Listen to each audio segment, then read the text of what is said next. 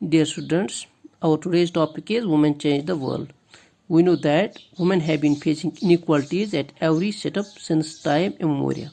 No doubt their position and stats have been improved with the change of time. Still they lag behind men in almost every field. In this male-dominated society, they fail to avail equal privileges and opportunities. It has also been seen that some occupations are considered to be more suitable for them than for women. It means women are good at only certain jobs. Many people believe that women make better nurses because they are more patient and gentle. It is also believed that women do not bear technical mind and therefore they are not capable of dealing with technical things. Thus, they have been stereotyped as good nurses, good teachers, etc. They are never seen as army officers, pilots, railway engine drivers.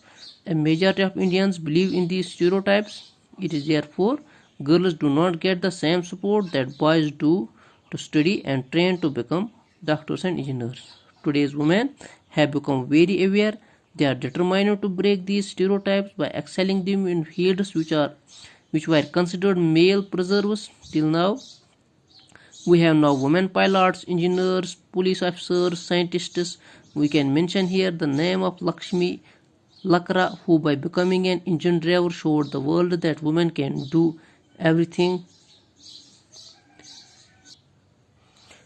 Girls are facing worse situation in communities which taught boys to read and write. Daughters are not allowed to learn the alphabets.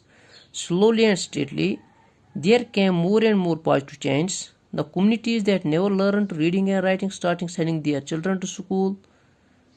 In the beginning, there was a lot of opposition to educate girls, but there was also women who made efforts to open schools for girls also. Women struggle to learn to read and write. Here the experience of Sundari Devi is worth mentioning. She was a housewife from a rich landlord's family. At that time, it was believed that if a woman learned to read and write, she would become a widow. Despite this, she taught herself how to read and write in secret after her marriage. She wrote her autobiography in Bangla called Amar Jaban.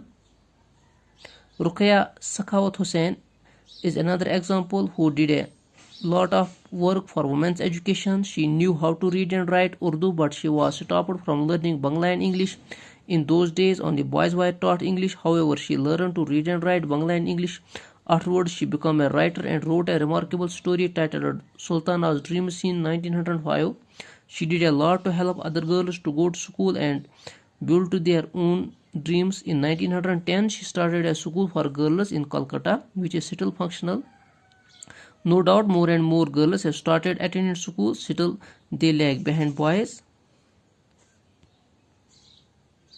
Girls who are from Dalit and Adivasi backgrounds are less likely to remain in school. One of the main reasons is that several families are too poor and unable to bear the cost of educating their children.